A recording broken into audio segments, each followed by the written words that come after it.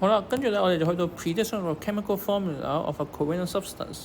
咁我哋有啲方法咧可以咧去估計得到咧咁個 chemical formula 係點樣寫嘅。咁係有啲技巧嘅，譬如咧如果我哋冇畫呢個 structural formula 啊，又冇畫個 electron diagram 咧，咁我哋點樣去估出嚟咧？其實有嘅喎。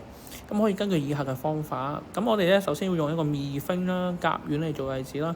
咁咧首先寫翻咧 methane 裏邊有啲咩組成嘅元素啦，分別係 carbon 同埋 hydrogen 嘅 C 同 H。咁我哋跟住咧，然之後就要諗下啦，究竟 carbon 本身有幾粒電子啊 ？carbon 有4粒，咁佢咧就要寫翻啦，仲爭幾粒先到 octet 啊？咁4粒加幾多等於8啊？就爭4粒啊嘛，咁所以寫 C4喺度啦。咁 H 咧，因為佢係 first period 啦，第一週期啦，咁所以咧佢係2粒電子就穩定㗎啦，所以佢本身1粒，咁啊仲爭1粒電子先去到 stable 啦。咁然之後咧，我哋點樣去好快速去揾咧？就做一個叫做咧交叉放一個 number 啦。咁我哋將 C4 嘅4咧就放落 hydrogen 嘅位置啦，而將 H 嘅1咧就放落 C 嘅位置。咁我哋之後咧就 combine 埋咧就係 CH4，OK。咁1嘅時候咧，其實可以唔需要寫出嚟嘅，就去咗啦。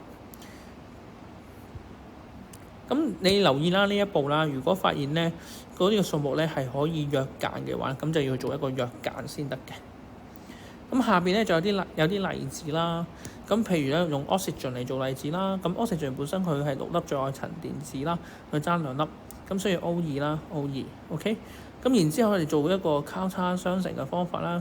咁就見到咧 O2 啦 ，OK 個 number 係兩個都係2喎。咁呢個時候咧，我哋一定要同時間約咗佢啦，就 O1 加 O1，即係兩個 O 啦，所以就用 O2 嚟表示嘅。咁同學可以試下咧，完成埋下邊嘅部分啦。